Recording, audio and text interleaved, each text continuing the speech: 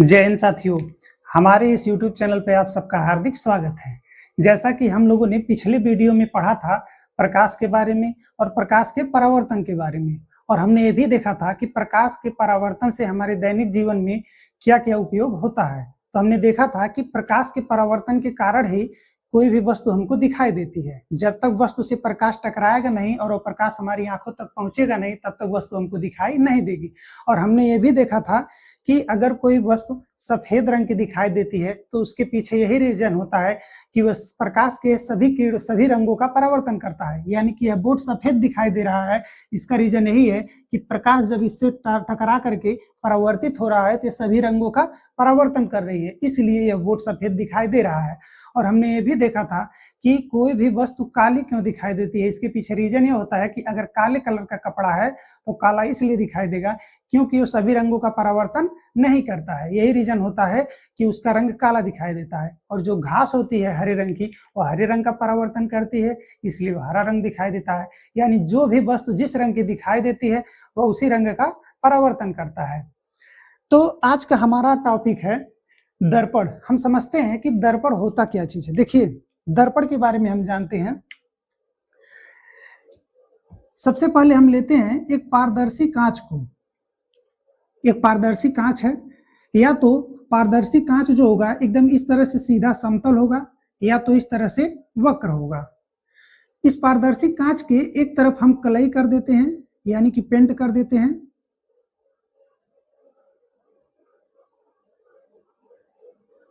जब इसके एक तरफ हम कलई कर देते हैं, इसका दूसरा वाला जो पार्ट बनता है, यह वाला जो पार्ट दूसरे साइड का बनता है, यह आपका बनता है परावर्तक पृष्ठ।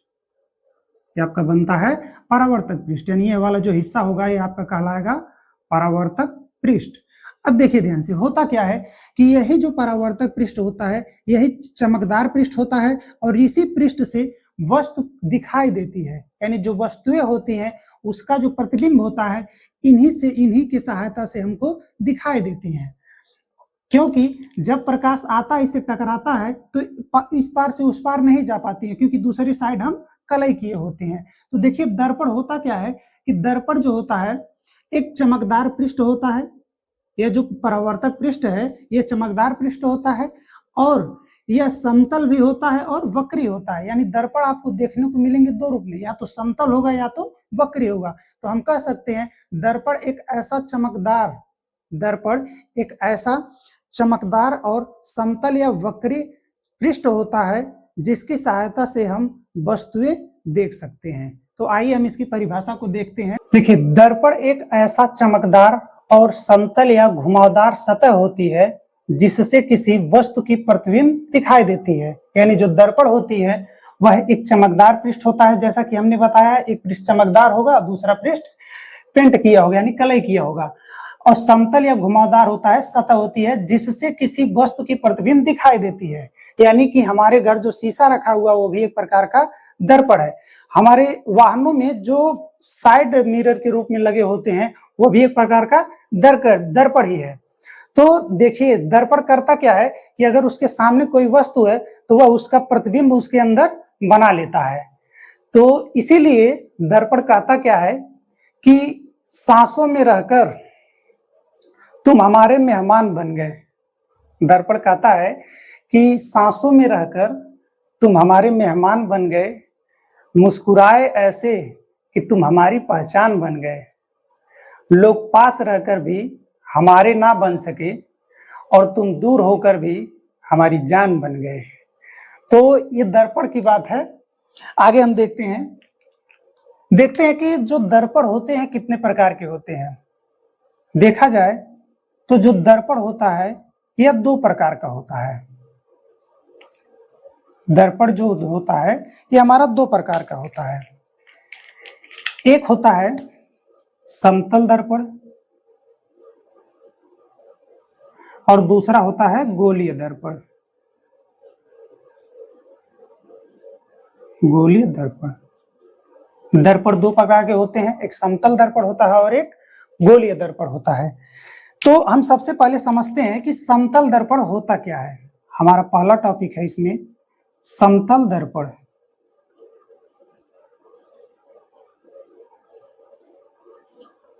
चलिए समतल दर्पण के बारे में हम समझते हैं। देखिए,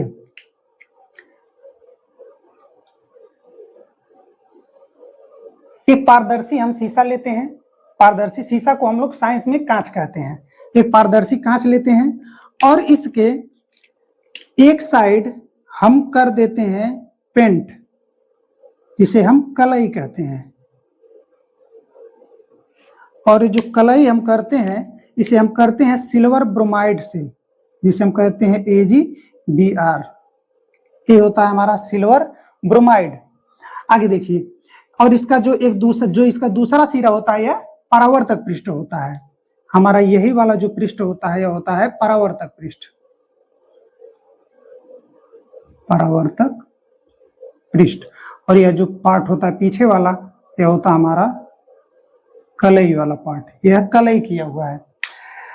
हम देखते हैं कि जो समतल पृष्ठ है इसका जो परावर्तक पृष्ठ है यह समतल है, इसलिए हम इसकी परिभाषा बनाते हैं, कहते हैं कि समतल दर्पण वह दर्पण होता है जिसका परावर्तक पृष्ठ समतल होता है।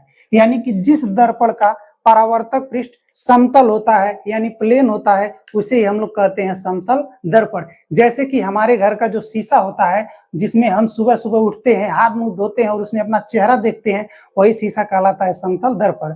रुकिए, हम आपको दिखा रहे हैं समतल दर्पण है क्या।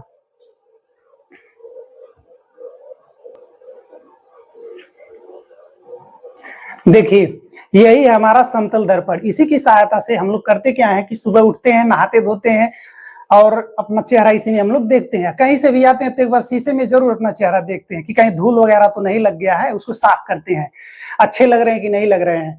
तो देखिए, यह जो समतल दर्पण है यह इसका परावर्तक पृष्ठ है और पीछे वाला जो पार्ट है तो प्लास्टिक लगा हुआ है। रुकिए, हम इसे खोल करके दिखाते हैं। खोल के हम इसके, रुकिए 1 मिनट दिखा देते हैं आप लोग को।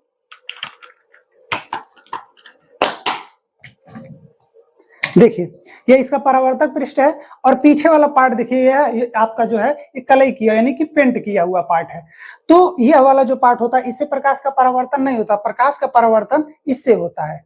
यही वाला जो पार्ट है हमारा परावर्तक पृष्ठ है और यह पीछे वाला जो पार्ट है हमारा कलई किया हुआ पृष्ठ है। यही है हमारा समतल दर्पण। यानी समतल दर्पण हम उसे कहते हैं जिसका परावर्तक पृष्ठ समतल होता है। तो चलिए हम इसकी परिभाषा को देखते हैं।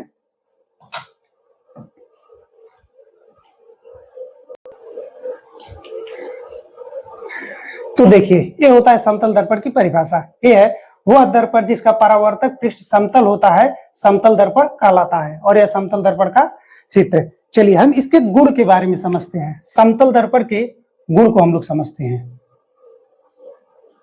इसके कुछ गुण हैं, चलिए देख लेते हैं। जैसे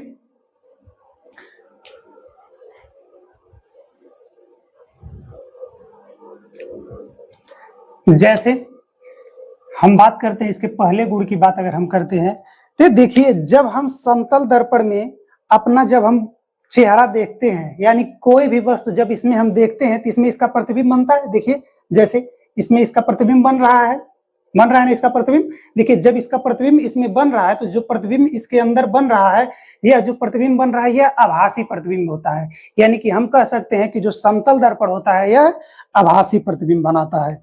तो हम लिखेंगे पहला, यह आभासी प्रतिबिंब बनाता है।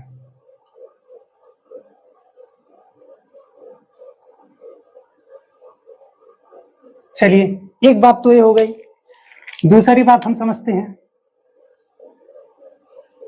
दूसरी बात को देखिए, यह जो समतल दर्पण है, देखिएगा, यह जो समतल दर्पण है ये वस्तु का जो प्रतिबिंब बनाता है उल्टा बनाता है या सीधा बनाता है। देखिए, मार्कर को हम ऐसा रखे हैं, मार्कर को हम इसके सामने ऐसा रखे हैं सीधा, तो इसी तरह से बना रहा है। ऐसा तो नहीं ना कि इसका प्रतिबिंब इसमें उल्टा कर दे रहा है इस तरह से, ऐसा तो नहीं हो रहा है। अपना चेहरा देखते हैं तो ऐसा नहीं होता कि हमारा चेहरा उल्टा कर देता है, यानी आंख को नीचे कर देता है, नीचे वाला जो पार्ट होता है इसको ऊपर कर देता है, ऐसा तो नहीं होता है। यानी समतल दर्पण जो होता है वह प्रतिबिंब हमेशा सीधा बनाता है।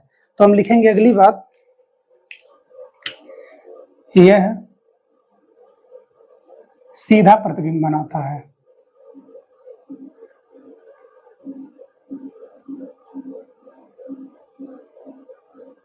यह सीधा प्रतिबिंब बनाता है।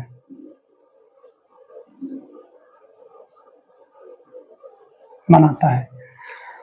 अगली बात देखिएगा, यह जो समतल दर्पण यह जो होता है, अगर कभी हमसे पूछ ली जाती है कि इस समतल दर्पण की वक्रता त्रिज्या बताइए क्या होती है, तो देखिए समतल दर्पण की जो वक्रता त्रिज्या होती है वह अनंत होती है। ऐसा क्यों होती है, थोड़ा उसको पहले समझ लेते हैं। देखिए जैसे मान लीजिए हम यहाँ पर एक बना दिए गोला, अब इस गोले को हम पूरा पार्ट इसका काट दे रहे हैं। अब ऐसे काट दिए, छोटा सा पार्ट इसका बचा। जरा अब बताइए कि ये आपको ये जो पार्ट है ये गोल दिखा दे रहा है कि सीधी रेखा दिखाई दे रही है? तो आप देखेंगे कि हमको एक सीधी लाइन दिखाई दे रही है और इसकी सहायता से हमने बड़ा सा गोला बनाया था। इतना बड़ा गोला हमने बनाया था, और भी बड़ा था। इसकी सहायता से हमने बड़ा गोला एक बनाया था, इतना बड़ा गोला। तब हम देख रहे हैं कि ये इतना छोटा सा इसका एक सीधा पार्ट हमको मिल रहा है।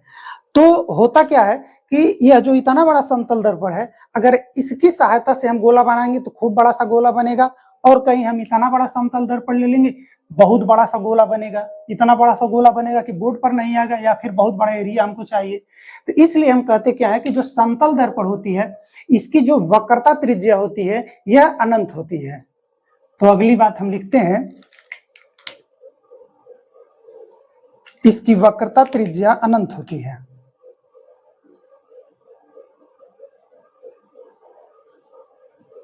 इसकी वक्रता त्रिज्या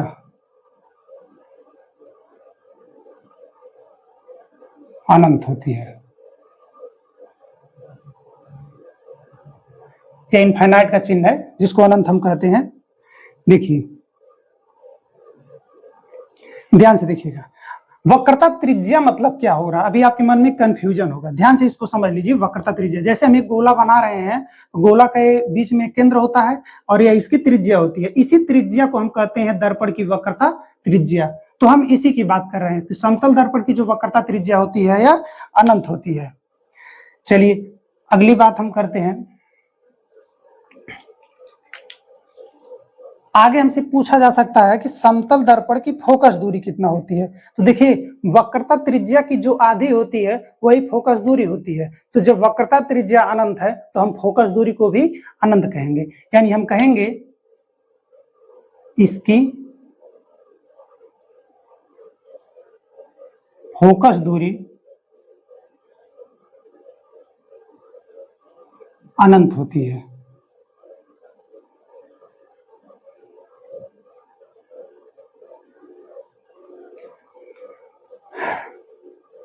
ठीक, यानी इसकी फोकस दूरी और वक्रता त्रिज्या दोनों के दोनों अनंत होती हैं। चलिए आगे बात हम करते हैं।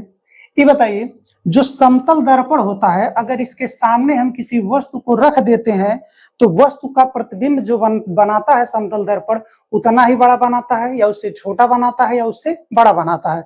तो चलिए हम देख लेते हैं। हम देखते क्या है कि जैसे मान लीजिए कि यह हमारा समतल दर्पण है। देखिए यह समतल दर्पण है, इसके सामने हम इसको रख रहे हैं। देखिए इसके सामने हम इसको रख रहे हैं, मार्कर का जो कैप है इसे रख रहे हैं। तो आप देखेंगे कि इसके अंदर जितना बड़ा ये कैप है उतना ही बड़ा इसके अंदर प्रतिबिंब बन रहा है। देखिए जब हम चेहरा देखते हैं तो हमारा चेहरा उतना ही बड़ा इसमें दिखाई देता है जितना बड़ा हमारा चेहरा होता है, यानी उसका प्रतिबिंब उतना ही बड़ा बनता है। तो यानी हम कह सकते हैं कि जो समतल दर्पण होता है वह प्रतिबिंब वस्तु की लंबाई के बराबर बनाता है। यानी जितना लंबा वस्तु होगा, जितना बड़ा वस्तु होगा, उतना ही बड़ा प्रतिबिंब बनाएगा।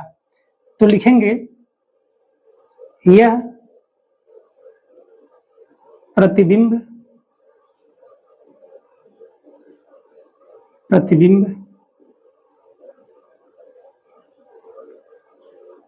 वस्तु की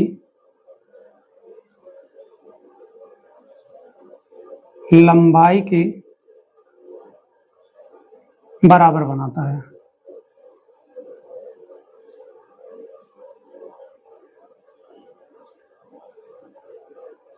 तो याद रखिएगा कि जो समतल दर्पण होता है वह प्रतिबिंब जो बनाता है वह वस्तु की लंबाई के बराबर बनाता है। यह जो समतल दर्पण होता है जब हम इसके सामने किसी वस्तु को रखते हैं तो देखिए हम जितनी दूरी पर इस समतल दर्पण से जितनी दूरी पर हम किसी वस्तु को रखेंगे, दर्पण के अंदर यानी दर्पण के पीछे उतना ही दूरी पर उसमें प्रतिबिंब बनेगा। देखिए हम देखिए क्या कर रहे हैं, इस वस्तु को समतल दर्पण के सामने रखे हैं, दिख रहा है।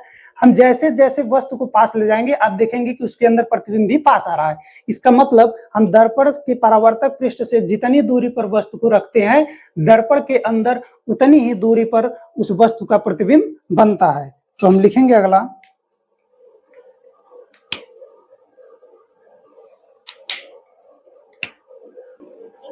दर्पण से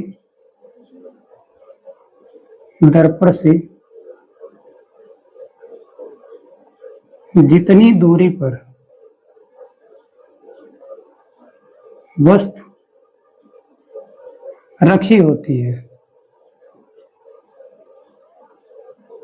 दर्पण से जितनी दूरी पर वस्तु रखी होती है, दर्पण में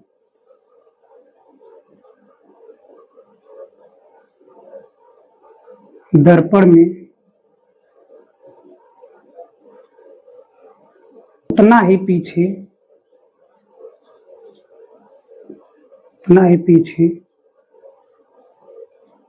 प्रतिबिंब बनता है।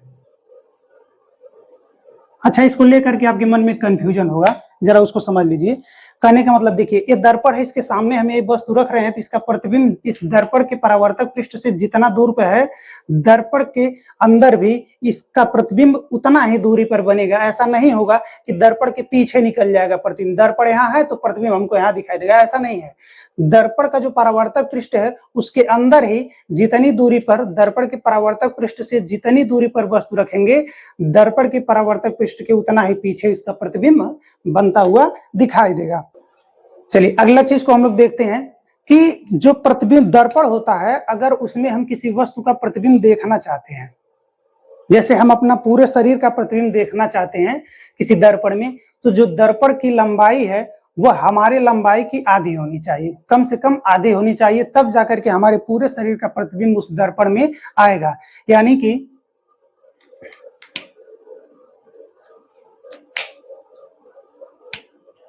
वस्तु का संपूर्ण प्रतिबिंब देखने के लिए किसी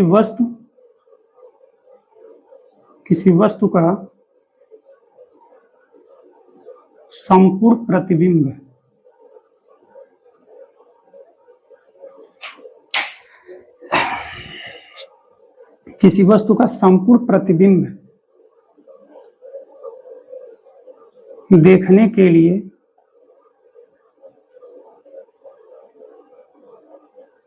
दर्पण की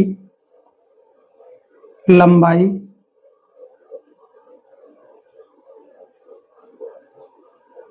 वस्तु की लंबाई से आधी होनी चाहिए।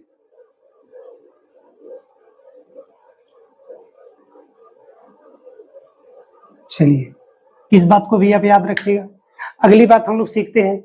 देखिए, अगर दर्पण के सामने कोई वस्तु रखी है, जैसे जैसे हम इस वस्तु को दर्पण की ओर लेकर के आते हैं, देखिए दर्पण की ओर लेके आते हैं, तो आप देखेंगे कि उसके अंदर जो इसका प्रतिबिंब बन रहा है वो भी दर्पण के परावर्तक पृष्ठ की ओर आगे आ रहा होगा।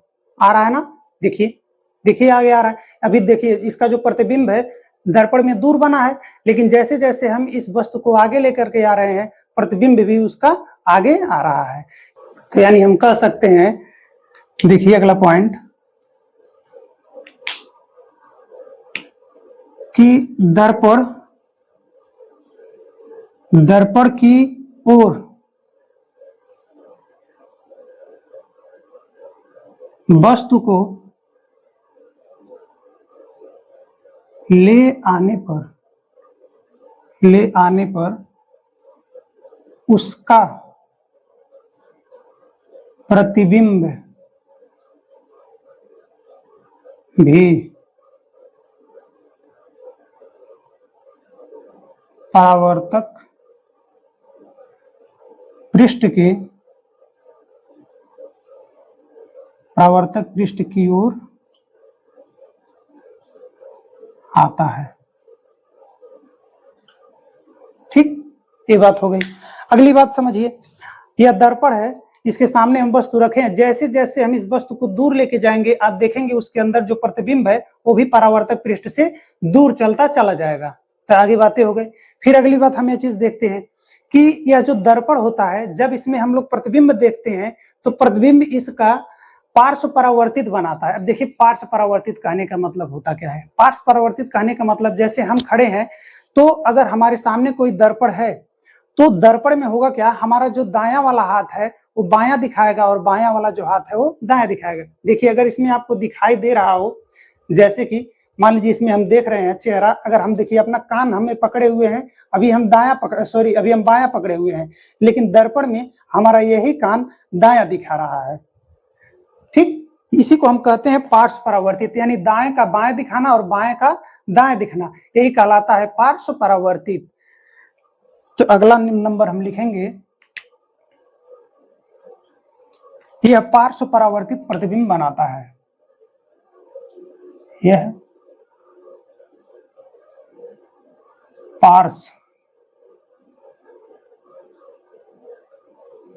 परावर्तित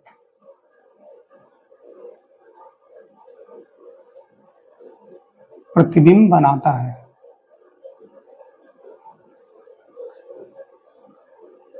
चलिए इस बात को हम लोग समझ गए। अगली बात को समझ लेते हैं। पार्श्व परावर्तित मतलब समझ में आ गया ना? नहीं समझ में आ रहा है तो एक काम करिए, आप अपने सामने एक शीशा ले लीजिए जिसमें आप चेहरा देखते हो, शीशे को रख दीजिए, आप अपने हाथ से दाहिने कान को पकड़िए, आप उसको देख करके पकड़िए, आप उसमें देखेंगे कि आपका बायां कान दिखाएगा, बायां पकड़ेंगे तो आपको दायां दिखाई देगा। इसी प्रक्रिया को हम लोग कहते हैं पार्श्व परावर्तित, यानी दाएं का बायां दिखा देना, बाएं का दाएं दिखना, यही कहलाता है पार्श्व परावर्तित। यानी जो समतल दर्पण होता है वो वस्तुओं का पार्श्व परावर्तित प्रतिबिंब बनाता है। देखिए हम अगला समझते हैं कि यह जो दर्पण है, अगर यह दर्पण रखा हुआ है और आप दर्पण की ओर दौड़िए, जैसे यह दर्पण है हम मार्कर को दर्पण की ओर लेकर के जा रहे हैं, तो आप देखेंगे क्या कि इस मार्कर का जो वेग है, इस दर्पण के अंदर जो प्रतिबिंब बन रहा है, इस प्रतिबिंब का वेग इस मार्कर के वेग से दोगुना होगा, ऐसा दिखाई देता है।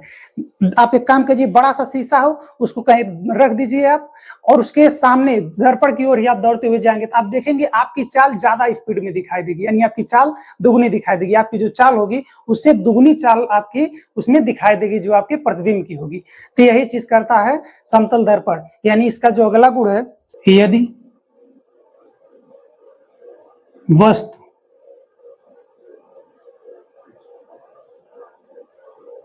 दर्पण की ओर, यदि वस्तु दर्पण की ओर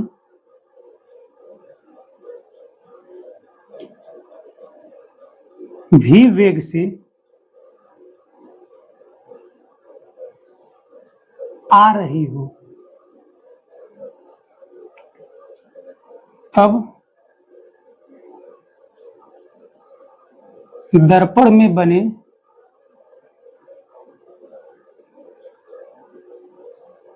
प्रतिबिंब का वेग 2v होता है।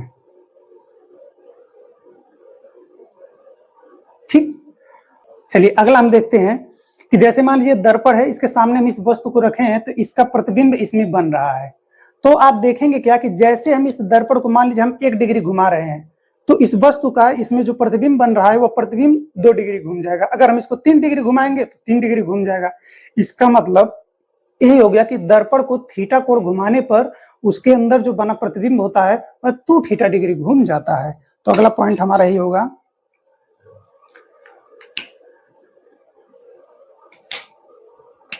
दर्पण को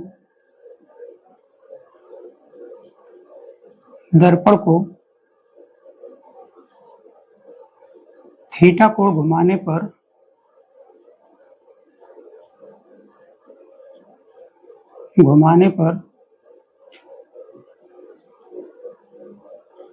उसमें बना प्रतिबिंब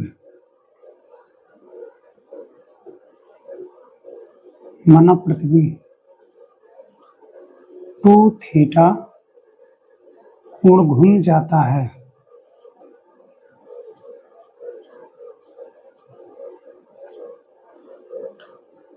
चलिए आपको ये भी बात समझ में आ गई। तो इतनी चीजें आप समतल दर्पण से रिलेटिव याद रखिएगा। समतल दर्पण के जो कुछ गुण है इनको याद रखिएगा।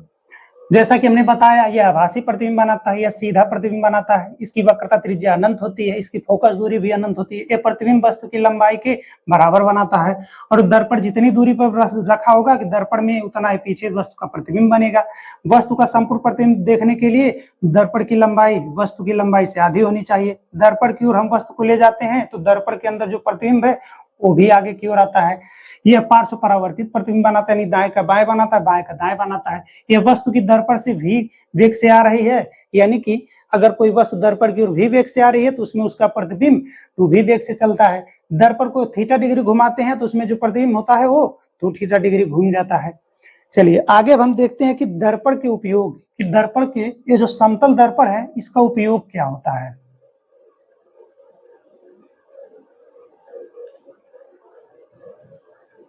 समतल दर्पण का उपयोग,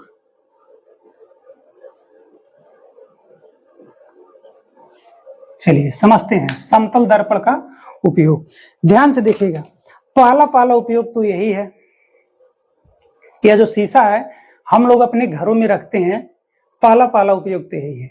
इसकी सहायता से हम लोग करते क्या है, सबसे पहले इसे हम आईना कहते हैं ना, आईना कहते हैं, तो हम पहले इसे कह सकते हैं कि आईना के रूप में इसका हम प्रयोग करते हैं, यानी चेहरा देखने के रूप में। ठीक, यानी तो पहला हम इसका लिख सकते हैं, पहला नंबर कि पहला उपयोग हम इसका लिख सकते हैं आईना के रूप में।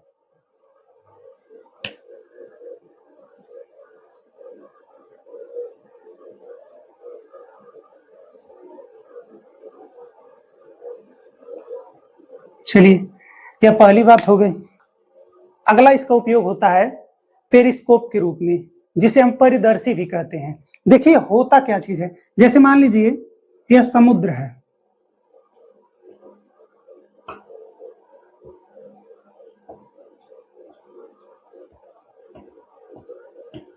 यह समुद्र है।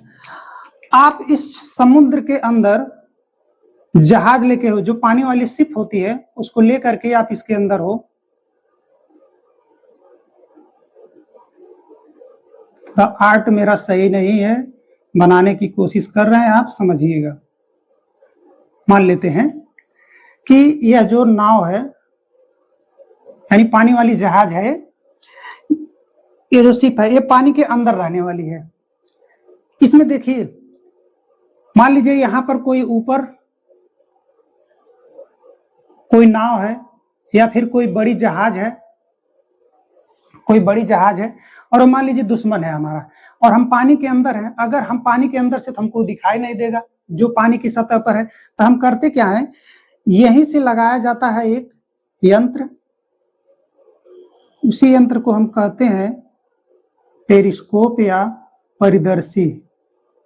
पेरिस्कोप या परिदर्शी। इसमें देखिए होता क्या है, सबसे पहले यहाँ 45 डिग्री के एंगल पर समतल दर्पण रखा जाता है, 45 डिग्री के कोण पर यहाँ समतल दर्पण रखा जाता है, और फिर हम करते क्या है, एक दर्पण हम यहाँ रखते हैं, वो भी 45 डिग्री के ही कोण पर होता है। तो जो सामने प्रतिबिंब है उसका प्रतिबिंब इस पर बनता है, जो सामने वस्तु रखी गई है, जो सामने वस्तु है, जो सामने नाव होगी उसका प्रतिबिंब इसमें बनेगा, वह उसी प्रतिबिंब को इस दर्पण के पास भेजेगा, और इसी दर्पण में यहाँ बैठा व्यक्ति आराम से देख लेगा। यहाँ जो व्यक्ति बैठा रहेगा, जो व्यक्ति यहाँ पर बैठा है, यह उस प्रतिबिंब को देख लेगा, तो यह समझ जाएगा कि हाँ हमारे सामने कोई दुश्मन है या फिर नहीं। अगर नहीं रहेगा तो नहीं दिखेगा, रहेगा तो दिखेगा। तो इसी को हम लोग कहते हैं पेरिस्कोप या परिदर्शी। तो हमारा अगला उपयोग है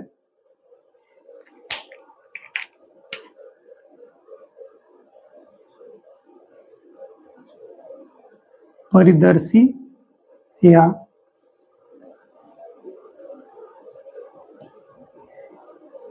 पेरिस्कोप के रूप में। ठीक, तो यह था हमारा समतल दर्पण का टॉपिक। अभी हमने समतल दर्पण देखा है। हम अभी देखे हैं कि जो दर्पण होता है परावर्तक पृष्ठ होता है, एक दूसरे तरफ कलेकी होता है। दर्पण दो प्रकार के होते हैं, एक समतल होता है और एक वक्री होता है। समतल दर्पण होता है क्या, जिसका परावर्तक पृष्ठ समतल होता है, उसे हम समतल दर्पण कहते हैं। अब अगला टॉपिक है हमारा गोली दर्पण। तो हमारा समतल दर्पण का टॉपिक खत्म हुआ। आप इसका स्क्रीनशॉट लीजिए, फिर हम गोली दर्पण की शुरुआत करते हैं।